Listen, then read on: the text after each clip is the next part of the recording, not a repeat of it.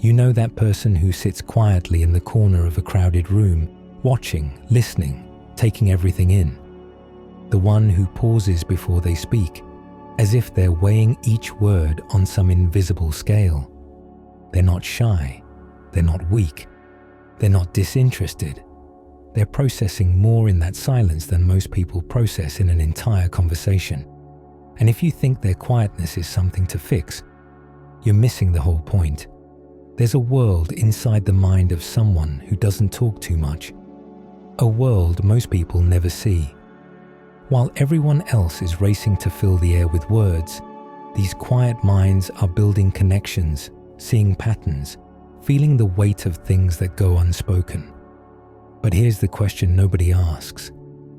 Is their silence a sign of something missing, or is it a sign of something deeper? What if the quietest people in the room are actually the ones seeing the most? What if their silence isn't empty at all, but full of a kind of awareness the rest of us are too loud to notice? Let's step into that world. Let's decode the psychology of people who don't talk too much and discover why their silence might just be the most honest thing in the room.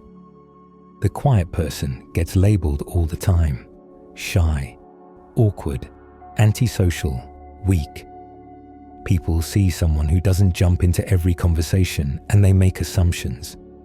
They think silence equals nothing happening. But that couldn't be further from the truth. Because while the world mistakes their quietness for absence, there's a storm of activity happening inside their mind. A constant flow of thoughts, observations, connections. They're not checked out, they're dialed in. And the reason they don't speak much isn't because they have nothing to say. It's because they're too busy processing everything. See, there's something called high-trait introspection. It's a psychological term for people who naturally spend a lot of time analyzing both their inner world and the outer world around them. These are the people who notice things, the shift in someone's tone, the contradiction between what's being said and what's being felt, the patterns that repeat in conversations, in relationships, in life. They're watching, listening, connecting dots that others don't even see. And all of that takes mental energy. It takes time. It takes silence. Their brains are wired differently. There's a part of the brain called the default mode network. It's the region that lights up when you're not focused on the outside world, when you're reflecting, when you're daydreaming, when you're thinking about meaning, about connections, about the bigger picture.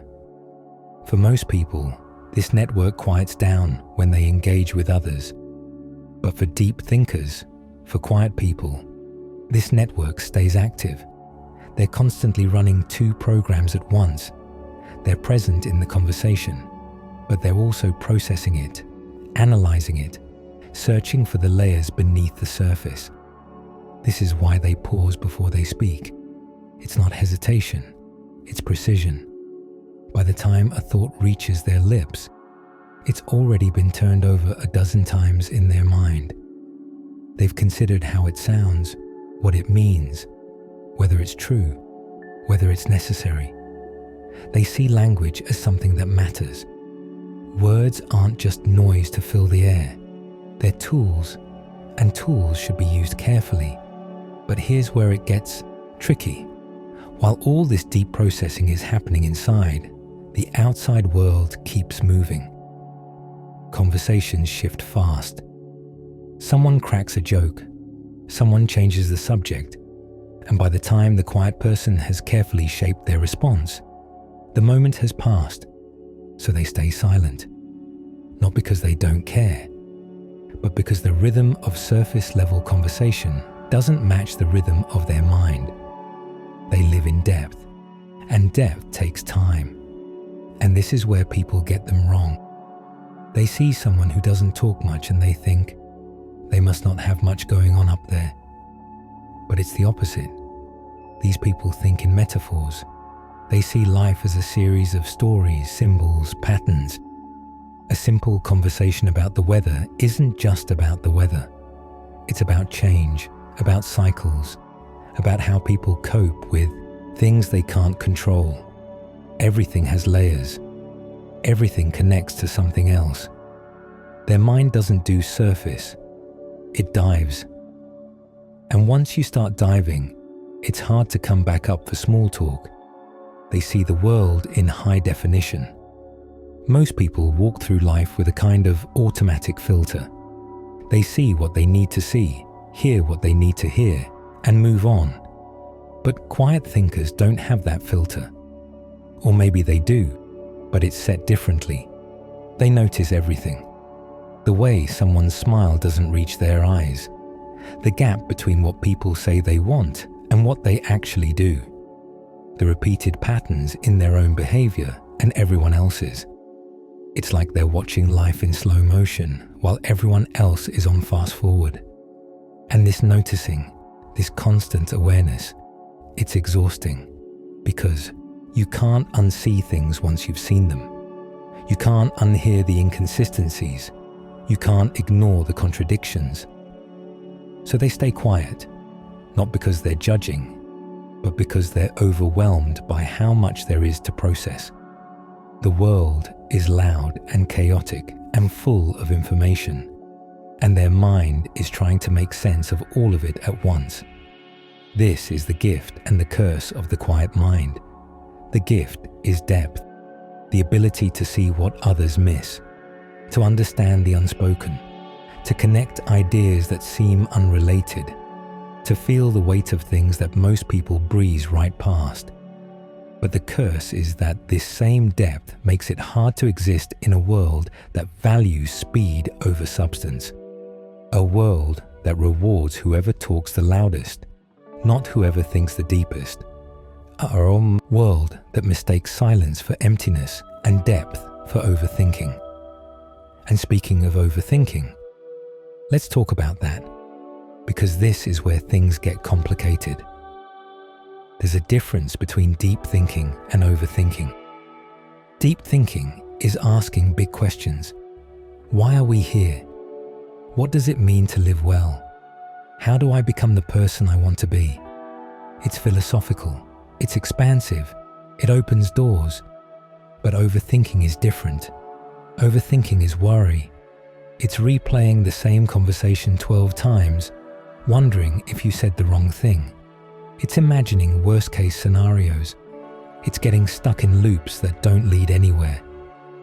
And quiet people, with their tendency toward introspection, they walk this line all the time, because the same mind that can see deep patterns and beautiful connections can also trap itself in rumination. They think about their thinking. It's called metacognition. They're aware of their own thought process, which sounds like a good thing until you realize it means they're also aware of every flaw, every mistake, every moment they fell short. They have a high-definition view of their own imperfections. This leads to something most people don't see from the outside: self-doubt. The quiet person who seems so calm, so collected, so unbothered. Inside, they're questioning everything. Did I say that right? Did I come across wrong? Why did I react that way? What's wrong with me that I can't just be normal and light and easy like everyone else seems to be? They're their own harshest critic because they can't stop analyzing themselves. And unlike the external world, which they can step away from, they can't escape their own mind. This is the burden of awareness.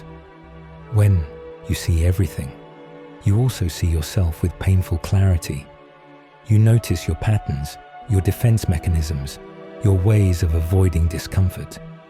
You see how you repeat the same mistakes, how you hurt people without meaning to, how you let fear hold you back. And because you see all of this, you assume everyone else sees it too. You think your flaws are obvious, written across your face, impossible to hide. So you stay quiet. You hold back. You protect yourself by saying less, revealing less, taking up less space. But here's the thing. That silence they read as weakness or disinterest, It's actually caution born from caring too much. They're quiet because words matter to them, because they don't want to say something careless or hurtful, because they're trying to get it right. And in a world that talks without thinking, that speaks just to fill the void, their careful silence is actually a form of respect. Respect for language, respect for truth, respect for the person they're talking to. Yet the world doesn't always see it that way. The world sees someone who doesn't contribute much to group conversations and assumes they have nothing to contribute. The world sees someone who takes time to respond and assumes they're slow. The world sees someone who prefers smaller gatherings and assumes they're antisocial. But none of that is true. They're just operating on a different frequency. Think about what happens when you put a quiet person in a room full of surface-level conversation. Small talk about television shows they don't watch. Gossip about people they barely know. Complaints about trivial things. Status updates that mean nothing. They sit there smiling, politely, nodding along, but inside they're slowly suffocating. It's not that they think they're better than anyone else. It's that this kind of interaction drains them in a way that deeper conversation doesn't. They're looking for something real, something that matters. And when they can't find it, they retreat into themselves. Because here's what most people don't understand. Quiet people aren't avoiding connection. They're searching for it. Real connection. The kind where you can talk about your fears and dreams and the weird thoughts that keep you up at night. The kind where silence doesn't feel awkward because both people are comfortable just being. The kind where you don't have to perform or pretend or edit yourself down to something acceptable. They want that so badly it hurts, but it's rare. So they'd rather be alone than fake their way through shallow interactions that leave them feeling more isolated than solitude ever could. They're diving for pearls on the ocean floor, while everyone else is swimming in the shallows. And from the surface, it might look like they're struggling or drowning or missing out on all the fun. But they're not. They're exploring territory most people never see. They're looking for the architecture of the human heart, the truth beneath the performance, the meaning behind the words. And that search, that constant diving deep, it requires them to be selective about where they invest their energy. This is why they can seem distant or aloof. They're not trying to be difficult. They're just protecting their inner world from the noise, because their mind is already so full, so active, so constantly processing, that adding more surface-level input feels like clutter, like static, like someone turning up the volume on a song they're trying to hear. They need space to think. They need quiet to process. They need solitude to untangle all the threads they've been collecting throughout the day. And solitude for them isn't loneliness. It's restoration. It's their native language. While extroverts recharge by being around people, quiet thinkers recharge by being alone with their thoughts. They need time to sit with themselves, to reflect on what happened, to make sense of the information they absorbed, to reconnect with who they are underneath all the external noise. Solitude isn't punishment, it's oxygen. But here's the paradox. As much as they need solitude, they also crave connection. Deep, meaningful connection. They want to be understood. They want to be seen. They want someone who gets the way their mind works, who doesn't rush them or judge them or try to fix them. Someone who can sit in the deep end with them and not panic. Someone who understands that their silence isn't rejection, but reflection. Someone who values substance over speed. And when they find that kind of connection, they open up. Not all at once, not recklessly, but slowly, carefully, like someone showing you a map to their inner world. They share their thoughts, their observations, their strange little philosophies about life. They let you see the layers, and if you're patient, if you're genuine, if you're willing to meet them where they are, you'll discover a richness most people never get to experience. Because quiet people don't give their trust easily, but when they do, they give it completely. They're highly selective about who gets access to their inner world. They have to be, because letting someone in means revealing the depth of how much they feel, how much they notice, how much they care. And that vulnerability is terrifying for someone who already carries the weight of their own awareness. So they wait, they watch, they look for signs that you're safe, that you won't mock their intensity or dismiss their sensitivity or take advantage of their openness. They're looking for depth in you before they show you their own. And their way of showing affection is different too. They might not say, "I love you" 100 times, but they'll remember every detail you mentioned in passing. They'll notice when you're not okay, even when you're pretending to be fine. They'll see you, really see you. Not just the surface performance you show the world, but the person underneath.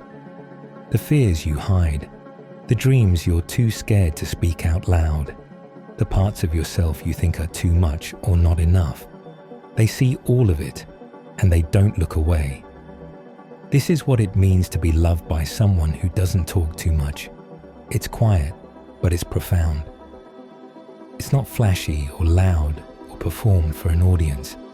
It's in the details, the attention, the way they listen like your words actually matter, the way they hold space for your mess without trying to clean it up, the way they accept your complexity because they understand what it's like to be complicated. But let's go deeper into why they are the way they are. Because there's something else happening beneath the surface, something most people never think about. Quiet people see patterns, not just in conversations or relationships, but in everything.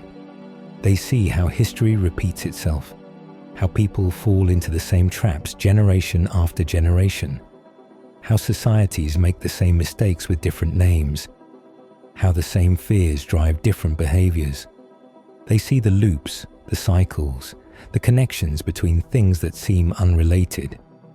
This pattern recognition is both a gift and a weight. It means they can predict outcomes before they happen.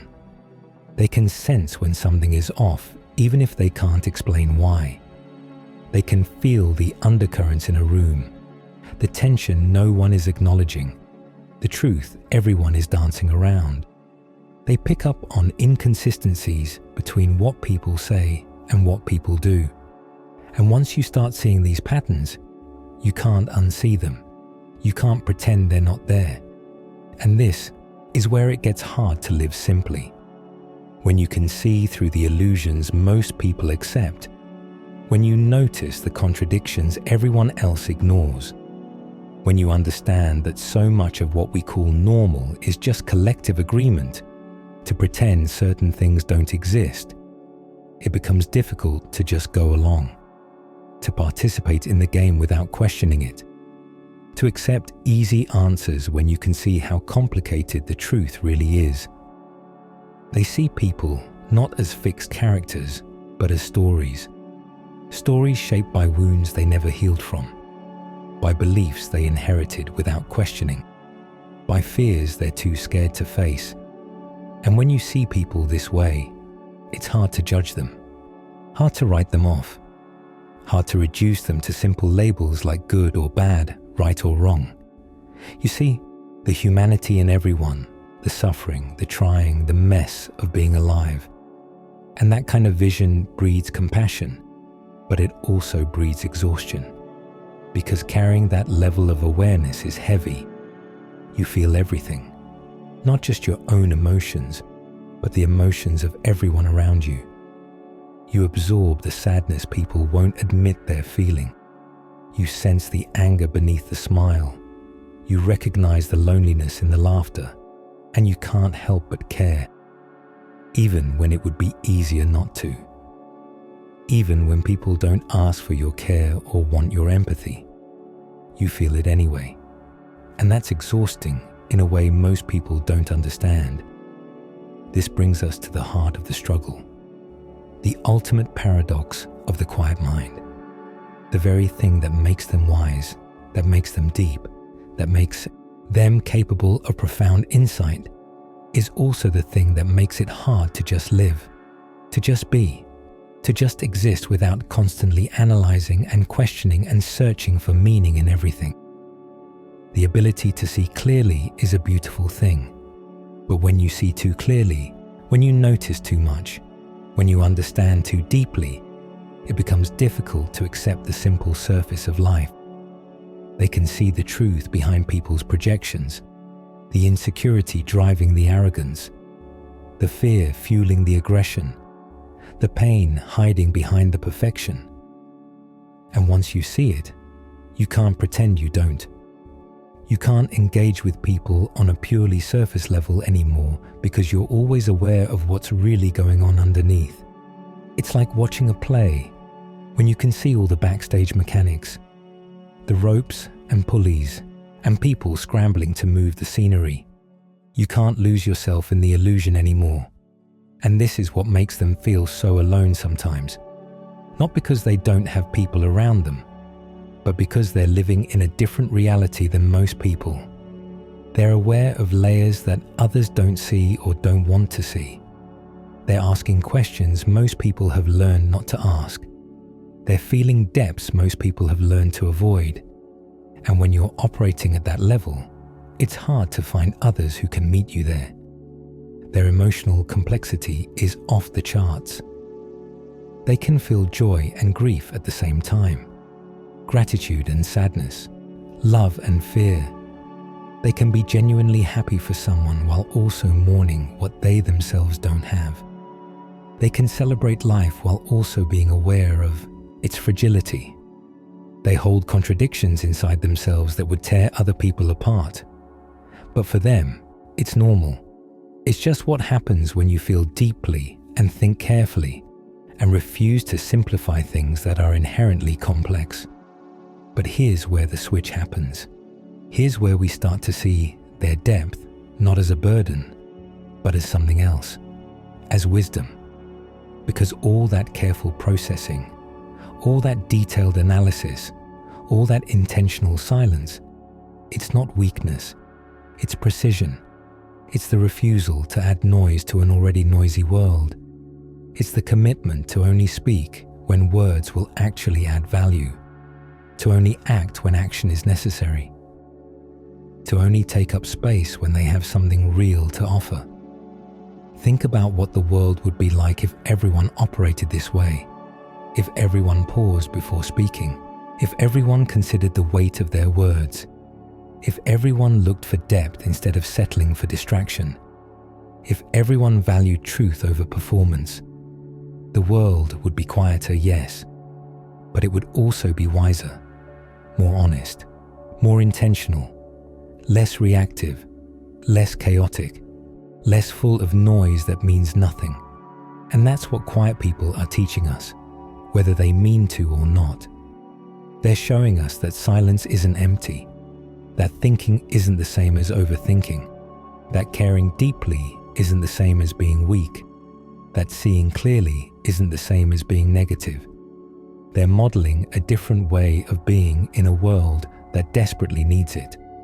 Because the truth is, their depth serves a purpose. Not just for them, but for everyone around them. They're the ones who ask the questions no one else is asking. Who notice the things no one else is noticing? Who remember the details everyone else forgets? Who see potential in people those people can't yet see in themselves? Who hold space for complexity in a world that wants everything to be simple? Who refuse to reduce life to easy categories and binary choices? They're bridges between logic and emotion, between intellect and intuition, between what is said and what is meant, between the individual and the collective, between the surface and the depth. They exist in the in-between spaces, translating, connecting, making sense of contradictions. And that role, that position, It matters more than they probably realize. But here's the lesson they have to learn. And it's a hard one. The deepest wisdom isn't about knowing more. It's about needing less. It's not about understanding everything. It's about being okay with mystery, with not having all the answers, with accepting that some questions don't have solutions, that some tensions can't be resolved, that some things just are, and trying to figure them out only creates more suffering. There comes a point where the constant analysis becomes its own prison, where the search for meaning becomes a way to avoid the rawness of simply experiencing life, where thinking about living replaces actually living, and the quiet mind, for all its gifts, has to learn when to stop diving, when to surface, when to let go of the need to understand and just be present with what is. This is the final stage of depth, learning when to think and when to simply feel, when to analyze and when to accept, when to search for patterns and when to embrace chaos, when to process and when to just breathe. Because life isn't a puzzle to be solved, it's an experience to be lived. And the quiet people who figure this out, who learn to balance their depth with presence, who can dive deep but also surface to simply exist, they become something rare. They become wise without being weighed down. They become insightful without being imprisoned by insight. They hold their awareness lightly, like a tool they can pick up and put down, rather than a lens they can never remove. Their silence becomes not a defense but a choice. Their depth becomes not a burden, but a gift they can share when the moment calls for it. Their sensitivity becomes not a weakness, but a superpower that allows them to navigate the world with grace, understanding, and compassion. And here's what you need to hear if you're one of them. Your quietness is not a flaw. Your need for solitude is not antisocial. Your careful way of speaking is not slowness. Your depth is not overthinking. Your sensitivity is not weakness. You are exactly what this loud, shallow, fast-moving world needs. You don't need to apologize for the space you take up, even if that space is mostly internal. You don't need to force yourself into molds that don't fit. You don't need to speed up or dumb down or perform an easier version of yourself. The world needs people who think before they speak, who feel deeply, who see clearly, who are brave enough to be quiet in a world that's screaming. Your silence is a gift. Your depth is a light in a shallow world. And the right people will recognize that. They'll wait for you to open up. They'll meet you in the deep end. They'll appreciate your quietness for what it really is. Not absence, but presence. Not weakness, but strength. So if you found yourself in this video today, drop a comment below and share your thoughts with us. Hit that like button if this truly resonated. And subscribe because we're diving deep into more topics like this. The quietest minds often hold the loudest truths,